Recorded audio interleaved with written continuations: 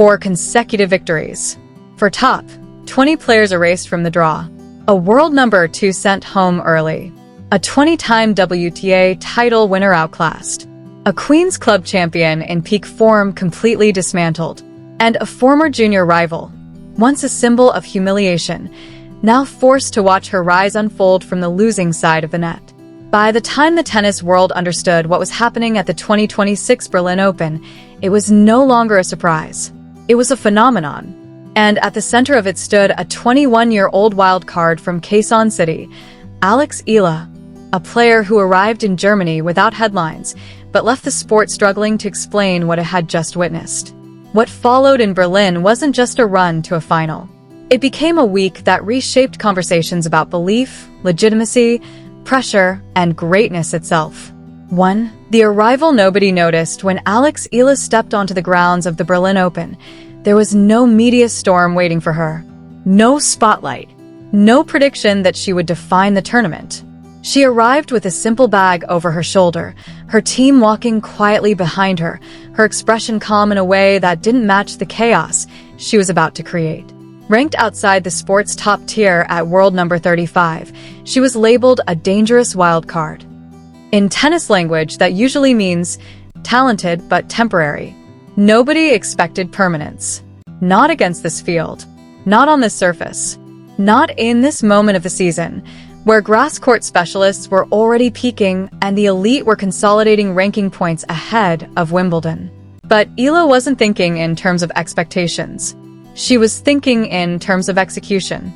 And execution, as it turned out, would become the theme of her entire week. 2. First statement. Donna Vekic falls. The opening round placed her against a player who had already built momentum on grass. Donna Vekic. Vekic arrived in Berlin in form, confidence high, movement sharp, serving clean. She had just won Queen's Club, defeating former Grand Slam champions along the way. Analysts called her one of the most dangerous floaters in the draw. The match began exactly as expected. Vekic dictated early rallies, stepping inside the baseline, controlling pace, forcing Eala into defensive positions. The first set tightened quickly. At 4-4, it looked like experience would take over. But then something subtle changed. Eala stopped reacting. She started shaping. Her left-handed forehand began pulling Vekic wider than comfortable. Her backhand depth started landing inches from baseline paint. Suddenly, Vekic wasn't controlling rallies anymore.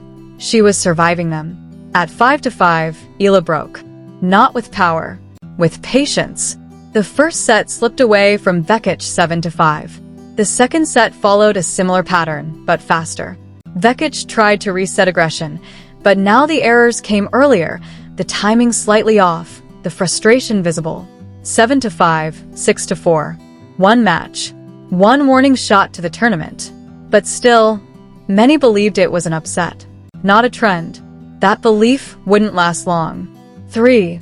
The world number 2 match that changed everything. The round of 16 brought a completely different level of expectation. Waiting on the other side of the net was Elena Rybakina, world number 2, Wimbledon champion, one of the cleanest ball strikers in the sport. Just weeks earlier in Rome, Rybakina had beaten Eala comfortably on clay. The assumption was simple: grass would widen the gap. The first few games confirmed that narrative.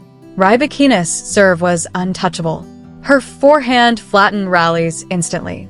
Eala was pushed behind the baseline, absorbing pressure, trying to extend points just long enough to find rhythm. At 3-5 in the first set, Eala looked stuck. Then came the shift. She began returning deeper, not harder, but smarter. She stopped chasing winners and started constructing discomfort. Rybakina's second serve points became longer. Her forehand started missing millimeters. The court began to feel smaller. At 5-5, the momentum flipped. Eala broke, and then held. First set, 7-5. The second set became a mental war. Rybakina increased aggression, but Eala had already adjusted to the rhythm. Every attempt to dominate was met with redirection. Every short ball punished. At 5-4, Eala earned her first match point on return. One rally. One final forehand into open court. Done. 7-5, 6-4. Eala fell to her knees. Not in celebration alone, but in recognition. She had just beaten the world number 2, and the tournament had just changed forever. 4. The champions fall.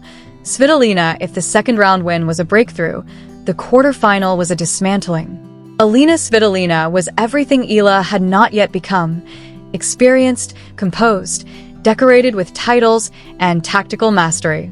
Svitolina's game thrives on discipline, absorbing pace, redirecting angles, forcing opponents into long exchanges until they crack mentally or physically.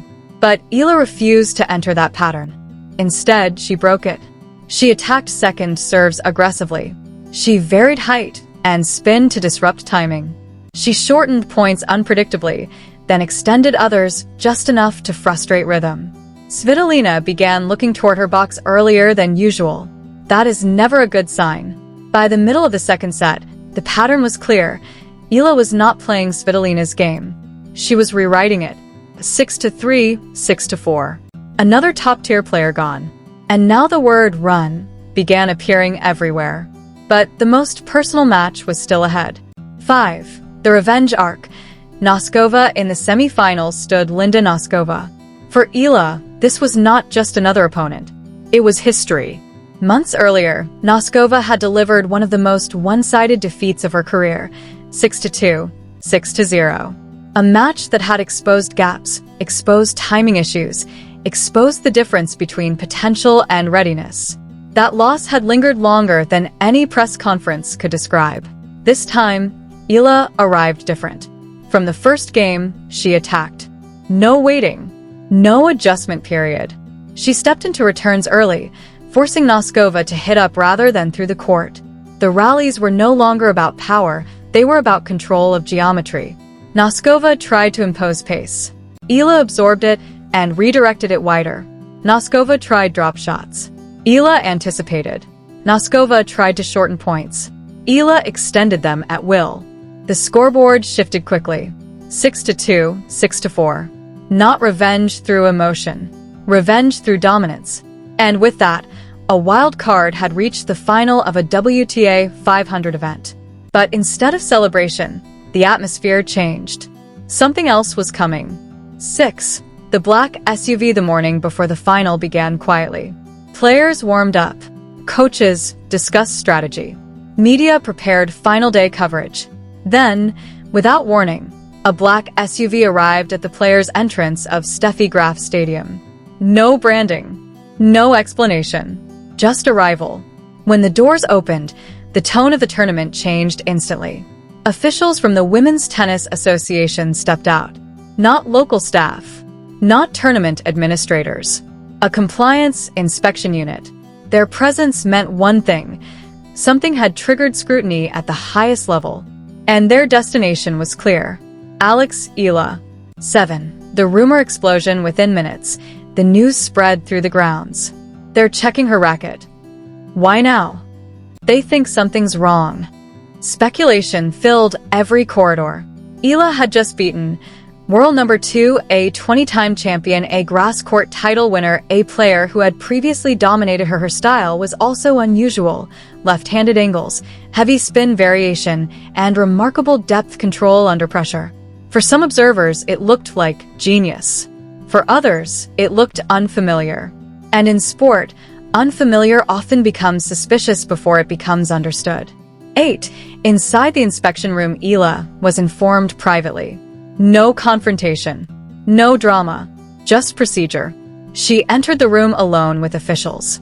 A small space. Neutral lighting. No audience. Her racket was placed on the table. The inspection began.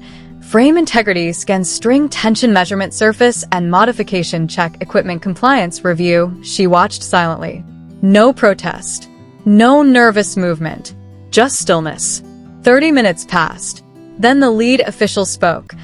No irregularities found. You are cleared. No apology. No elaboration. Just closure. But outside the room, there was none. 9. The silence that became a storm. The WTA declined immediate public explanation. Eala declined comment. And in that silence, the story multiplied. Analysts debated timing. Fans debated fairness. Former players debated precedent. Venus Williams noted that inspections are normal, but timing matters.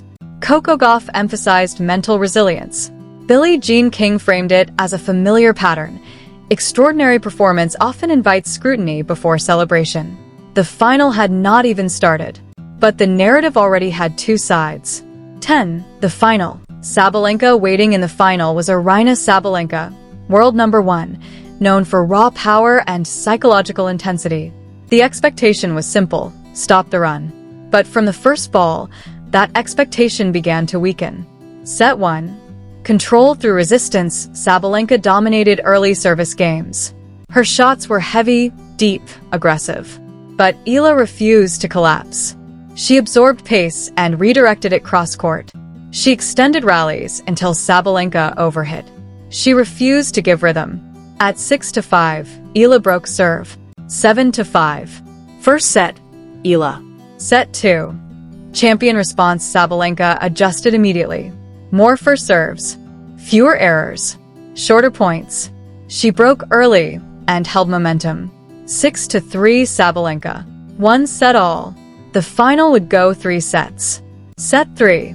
The collapse of expectation. The final set became exhaustion, disguised as brilliance. Every game felt like survival. At 5-5, tension peaked. At 6-5, Eala held serve under maximum pressure. At 6-5 Sabalenka serving, the stadium stood still. A 19-shot rally unfolded. Sabalenka attacked.